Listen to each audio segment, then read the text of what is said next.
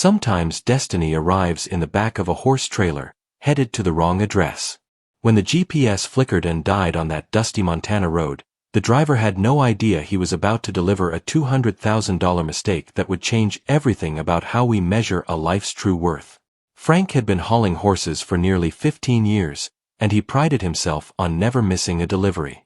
But standing there in front of what was supposed to be an elite equestrian facility, looking instead at a weathered therapeutic riding center with faded paint and modest paddocks, he knew something had gone terribly wrong. The property before him was called Meadowbrook Healing Stables, emphasis on healing, not the high-end competition venue his paperwork indicated. In the distance, an elderly woman in mud-stained work clothes was leading a miniature pony across a small arena. This couldn't be right. The woman walked over, wiping her hands on her jeans. She introduced herself as Dorothy Mallister, 71 years old, and she looked just as confused as Frank felt. "Can I help you?" she asked, her sun-weathered face creasing with concern. "I've got a delivery," Frank said, checking his papers again. "One gelding. Name's Midnight's Verdict. Premium show jumper valued at about $200,000, according to what I'm reading here." Dorothy's eyes went wide behind her thick glasses. "Son, I think you've got the wrong Meadowbrook. This place here is for special needs kids and therapy work. The fancy facility you're probably looking for is Meadowbrook Estates, about 40 miles north of here." Frank glanced at his watch. The sun was already sinking low, and his boss had been crystal clear about making this delivery before nightfall. Plus, his truck's transmission had been making worrying sounds for the last 50 miles. He needed to unload and get back to town. "Look, ma'am," Frank said, already moving toward the trailer door. "My paperwork says Meadowbrook in this county, and this is the only one my GPS found. Once I unload him, any confusion becomes your problem to sort out, not mine. I'm just following orders." Before Dorothy could protest, Frank was opening the trailer ramp. What emerged from that metal box was the most magnificent horse Dorothy had ever laid eyes on. Midnight's Verdict stood 17 hands high, a stunning black warmblood with a coat that gleamed like polished jet. His muscular build and elegant conformation spoke of generations of careful breeding and thousands of dollars in professional training. Everything about him screamed champion, aristocrat, winner. Everything except his eyes. Those eyes were what made Dorothy's breath catch in her throat. They weren't wild or spirited like you'd expect from an elite athlete. They were hollow, defeated, barely registering his new surroundings, as if nothing mattered anymore and nothing ever would again. "Sweet mercy," Dorothy whispered as the horse was led into a temporary paddock. She could see old pressure marks around his mouth where a harsh bit had been used repeatedly. His body language screamed exhaustion, not from physical labor, but from something deeper. Something broken inside. Frank handed her a thick envelope of documentation before climbing back into his truck. "All his papers are in there. Good luck, lady. You're gonna need it." As the trailer disappeared down the dirt road, Dorothy found herself alone with a horse that cost more than her entire property, looking at documents that told a devastating story of repeated rejection. According to the papers, Midnight's Verdict had been returned by 3 different buyers in the past 8 months. The notes were brutal in their assessment: refuses to jump, unpredictable behavior, dangerous for competitive riding. One trainer had written simply, "Beautiful horse, broken spirit. Recommend retirement or sale for non-performance purposes." Dorothy approached the paddock fence slowly. "Well now," she said softly. "Seems like both of us got handed something unexpected today." The horse didn't react to her voice. He just stood there, motionless, staring at absolutely nothing. The first person to see him was Dorothy's granddaughter, Olivia, who arrived the next morning and stopped dead in her tracks when she spotted Midnight's Verdict in the paddock. "Grandma, what in the world is that doing here?" Olivia was 28, an occupational therapist who helped run the therapeutic programs at the stables. Her professional training kicked in immediately as she studied the horse. "That's Midnight's Verdict," Dorothy explained, leaning against the fence rail. "Got delivered here by mistake yesterday. Worth more than this whole operation, according to his papers. Problem is, he's been rejected by everyone who's tried to work with him.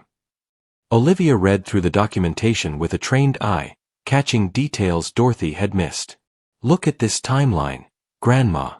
His last 3 owners had him for less than 2 months each. And these training notes, resistant to standard methods, exhibits learned helplessness, shows no interest in jumping despite previous success. You know what this tells me? What's that? Someone broke his will. Probably pushed him too hard, too young. Used harsh methods to force performance. Now he's completely shut down. It's like equine PTSD. Dorothy had seen this before in her 50 years of working with animals, though never in such an expensive creature. Midnight's verdict wasn't dangerous or aggressive. He was simply gone, physically present but mentally absent, living somewhere far away from the world that had hurt him so badly. The trailer company is supposed to call me about picking him up and taking him to the right place, Dorothy said quietly. But part of me wonders if this mistake might have been meant to happen.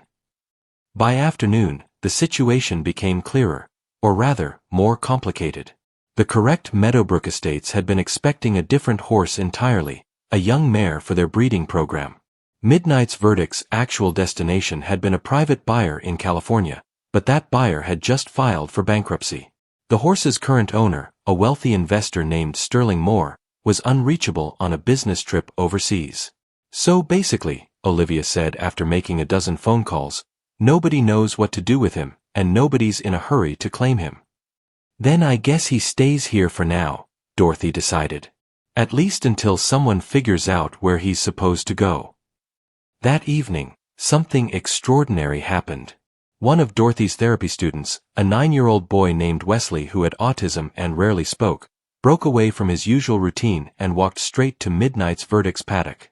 Before anyone could stop him, Wesley had climbed through the fence rails and was standing directly in front of the massive horse. Dorothy's heart jumped into her throat. A horse this size could seriously hurt a child, especially one who might not read warning signals properly. She started rushing over, but then she saw something that made her freeze mid-step. Midnight's verdict had lowered his enormous head until it was level with Wesley's face. The boy reached out one small hand and placed it on the horse's nose. Neither of them moved. They just stood there, 2 beings who lived mostly in their own isolated worlds, somehow finding a moment of perfect connection. Don't move, Olivia whispered beside Dorothy. Just watch. For 5 full minutes, the boy and the horse stood together in complete silence. Then Wesley spoke, his voice clear and strong in a way his teachers said rarely happened. You're sad, Wesley said simply. I'm sad sometimes too. But it's okay here. When Wesley finally walked back through the fence, he was smiling, something his mother said he'd been doing less and less lately. Midnight's verdict was watching him go.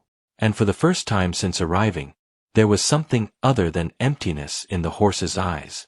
Just a flicker, but it was unmistakably there. Did you see that? Dorothy breathed. Olivia nodded slowly, her clinical training warring with what she'd just witnessed. Grandma, I think that horse just recognized a kindred spirit. That night, Dorothy made a decision that would change everything. She called the number on Midnight's verdicts papers and left a message for Sterling Moore. Mr. Moore, this is Dorothy Mallister at Meadowbrook Healing Stables. Your horse was delivered to us by mistake, but I'd like to propose something. Let him stay here for a while. No cost to you. I think he might need what we do here. And I think our kids might need him too. Call me when you get this.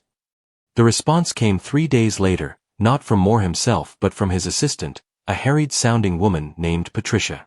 Mr. Moore says if you want to keep the horse temporarily, that's fine with him. He's trying to decide whether to sell him or send him to a retirement facility anyway. The horse is insured, and all his care costs are covered through a trust. Just don't let anything happen to him, and we'll sort out the details when Mr. Moore returns from Asia next month. So basically, Olivia said when Dorothy relayed the conversation, we're a free horse-sitting service for a billionaire. Or, Dorothy countered, we've been given a month to help heal a horse that everyone else has given up on. The transformation didn't happen overnight. For the first week, Midnight's Verdict remained disconnected, going through the motions of eating and drinking but showing no interest in anything around him. Dorothy didn't try to ride him or work him.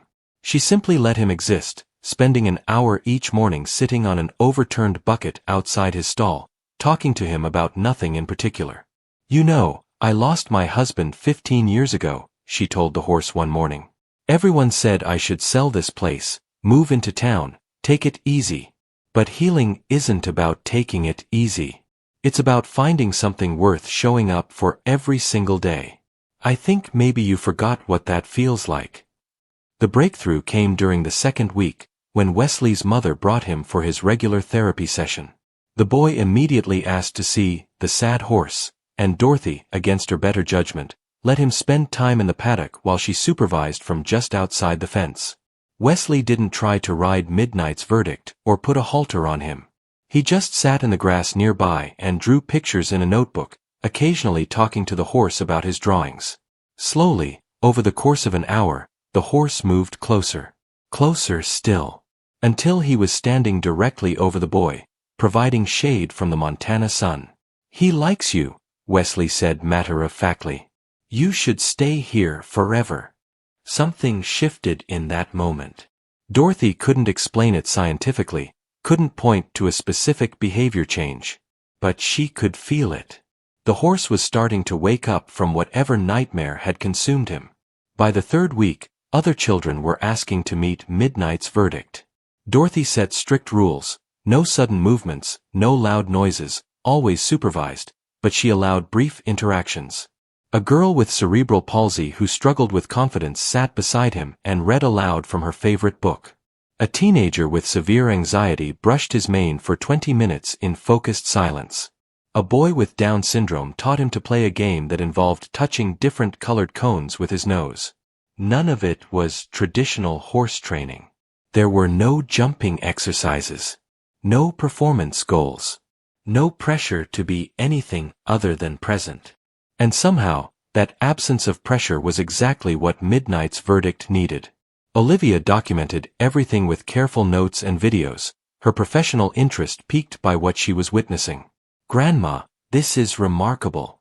He's engaging with these kids in ways he reportedly wouldn't engage with experienced trainers. I think the key is that the kids have no agenda. They're not trying to make him do anything. They're just being with him." "Maybe that's what he needed all along," Dorothy said quietly. "Someone who wanted his companionship more than his performance." On the morning of the 28th day, Dorothy arrived at the barn to find Midnight's Verdict doing something she hadn't seen since his arrival. He was playing, rearing up slightly, tossing his head, trotting in circles around his paddock with an energy that looked almost like joy. When he saw Dorothy, he came directly to the fence and nudged her shoulder with his nose. "Well, good morning to you too," Dorothy laughed, tears unexpectedly stinging her eyes. "Welcome back, beautiful boy." That afternoon, Sterling Moore finally called personally. His voice was crisp, businesslike, the tone of a man used to making decisions quickly and moving on. "Ms. Mallister, I understand my horse has been staying at your facility. I'll be sending a trailer to pick him up next week. I found a retirement farm in Virginia that will take him." Dorothy's heart sank. "Mr. Moore, I know he's your horse and you can do what you want with him. But I need to tell you something. Midnight's Verdict is coming back to life here.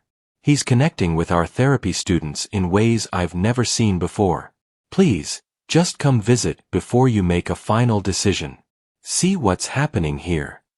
There was a long pause on the other end. "Miss Mallister, that horse is worth $200,000 and can't even do the one thing he was bred and trained to do. I don't see how playing with disabled children is a good use of a premium warmblood's potential." The words stung, but Dorothy kept her voice steady. "With respect, sir, I think you're measuring the wrong kind of potential. If this story is touching your heart, please share it with someone who needs to be reminded that worth isn't measured by what we produce, but by the connections we make and the lives we touch." Sterling Moore did come to visit, arriving 5 days later in a Mercedes that looked absurdly out of place next to Dorothy's rusty pickup truck. He was exactly what Dorothy expected, mid-50s, expensive suit slightly loosened for the rural setting, the kind of man who was used to things being quantified and optimized. "I'll be honest, Ms. Mallister," he said, surveying the modest facility with barely concealed skepticism. "I'm not sure what I'm supposed to see here." "Just watch," Dorothy said simply, leading him to the riding arena where Olivia was running a therapy session. 6 children were in the arena, ranging in age from 7 to 14, each with different challenges. Wesley was there, along with the girl with cerebral palsy, the anxious teenager, and 3 others. And in the center of them all was Midnight's Verdict, wearing no saddle or bridle, just a simple halter. What Moore witnessed over the next hour defied every assumption he'd ever made about horses and their purpose. The children weren't riding. They were simply moving with the horse, playing elaborate games of follow the leader, setting up obstacle courses for him to walk through, even having him stand perfectly still while they did stretching exercises beneath his belly. But what struck Moore most was the horse's demeanor. Midnight's Verdict was attentive, engaged, even playful. When Wesley accidentally dropped a ball, the horse picked it up in his teeth and brought it back. When the girl with cerebral palsy struggled to reach a colored cone, the horse moved it closer with his nose. These weren't trained behaviors. They were spontaneous acts of cooperation and connection.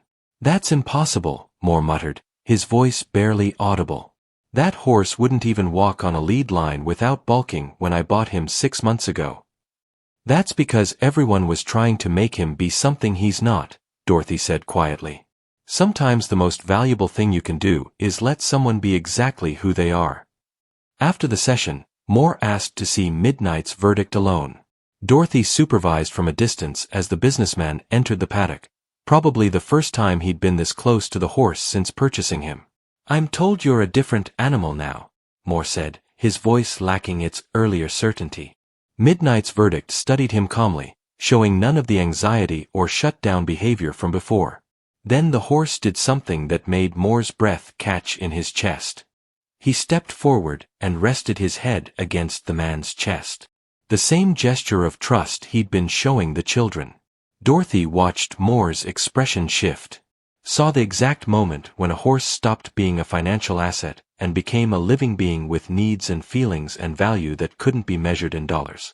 When Moore emerged from the paddock 10 minutes later, his expensive shirt was covered in horsehair and dirt. "Miss Mallister, I need to ask you something. If I were to donate Midnight's Verdict to your facility, would you be able to care for him long-term?" Dorothy's heart leaped, but she kept her voice measured. "Mr. Moore, with all due respect, we're barely scraping by as it is. I can't afford to feed a horse that eats premium grain, and I certainly can't afford his medical care or insurance. What if I endowed a trust specifically for his care? Enough to cover all his expenses for the rest of his life, plus a stipend to help support your facility's operations." "Why would you do that?" Moore looked back at the paddock where Midnight's Verdict was now interacting with Wesley, who'd been allowed to stay late. "Because I just watched a $200,000 show jumper do something worth far more than winning competitions. He gave those kids confidence, connection, and joy. That's not a failed investment. That's a successful transformation. I was just measuring the wrong kind of success." The paperwork took 3 weeks to finalize, but by mid-September, Midnight's Verdict officially belonged to Meadowbrook Healing Stables. The trust Moore established covered all the horse's care costs, plus an additional $50,000 annually to support the facility's programs. But the real miracle wasn't the money. It was watching a horse that had been declared useless find his true calling. Midnight's Verdict became the cornerstone of Dorothy's therapy program, working with dozens of children over the following months. He seemed to have an innate ability to sense which children needed gentle playfulness, which needed quiet companionship, and which needed a strong, stable presence to lean on. Wesley, who'd been the first to connect with the horse, began speaking more regularly in his other environments. His teachers reported improved social interaction and emotional regulation. His mother told Dorothy through tears that Wesley had slept in his own bed for the first time in months because he felt safe, like I do with the sad horse who got happy. Other children showed similar progress. The teenager with anxiety reported fewer panic attacks. The girl with cerebral palsy gained confidence in her physical abilities. Parents began telling Dorothy that their children talked about Midnight's verdict constantly, using their time with him as motivation to complete difficult therapy exercises. It's like he knows exactly what each kid needs, Olivia observed during one of their debriefing sessions. We're starting to get referrals from therapists 3 counties over. Sterling Moore visited twice more that year, once bringing his own teenage daughter who'd been struggling with depression. Watching her spend 2 hours simply sitting with Midnight's verdict, finally opening up about her feelings, seemed to shift something fundamental in him. I bought that horse to win competitions and increase my investment portfolio, he told Dorothy during his last visit. Instead, he taught me that worth isn't measured in ribbons and trophies. Thank you for seeing what he really needed. As the Montana winter painted the landscape white, Dorothy often found herself standing at the paddock fence, watching Midnight's verdict interact with the other therapy horses. The hollow-eyed broken animal that had arrived by mistake was completely gone. In his place was a horse who approached each day with curiosity and purpose, who seemed to understand that his job wasn't to jump perfectly or perform flawlessly, but to simply show up and be present for children who needed him. You know what the beautiful thing is? Dorothy told Olivia one evening as they watched Wesley teaching Midnight's verdict a new game. Everyone thought he was sent to the wrong place. The delivery driver, the people expecting him somewhere else, probably even the horse himself. But looking at him now, I don't think there was any mistake at all. I think he was delivered exactly where he was meant to be. Sometimes the wrong address turns out to be the rightest place in the world. The story of how a premium show jumper found his purpose at a small therapeutic riding center spread through the equestrian community and beyond. Dorothy received calls from reporters, horse trainers, even other therapeutic programs asking about her methods. But there was no secret method. No revolutionary technique. There was just patience, acceptance, and the understanding that every horse, like every person, has value beyond what they can produce or perform. Midnight's verdict had been rejected 3 times, labeled as broken and useless, sent to the wrong place by accident. And in that mistake, he'd found exactly what he'd been searching for all along. Not a place that would fix him or force him, but a place that would simply let him be himself. And in being himself, he discovered a purpose more meaningful than any show ring victory could ever provide. Sometimes we spend so much time trying to force things to be what we think they should be that we miss what they actually are. Sometimes the greatest gift we can give, to a horse, to a person, to ourselves, is permission to stop performing and start simply being. Midnight's verdict had been bred for one purpose, trained for one goal, valued for one specific skill. When he couldn't deliver that anymore, the world deemed him worthless. But a 9-year-old boy with autism saw something different. An elderly woman with a small therapeutic riding center saw something different. And eventually, even a billionaire investor learned to see something different. They saw a soul that needed healing. A spirit that needed gentleness. A creature that had so much to give, if only someone would stop demanding and start accepting. The wrong address became the right home. The failed show jumper became an extraordinary healer. The mistake became a miracle. If this story has moved you, take a moment to share it with someone who needs to hear it. Sometimes we all need to be reminded that our worth isn't defined by what we achieve or produce, but by who we are and how we connect with others. Hit that like button if you believe every creature deserves to find their true purpose. And leave a comment telling us about a time when a seeming mistake turned into an unexpected blessing. Remember, the detours we take often lead us exactly where we need to be. We'll see you in the next story.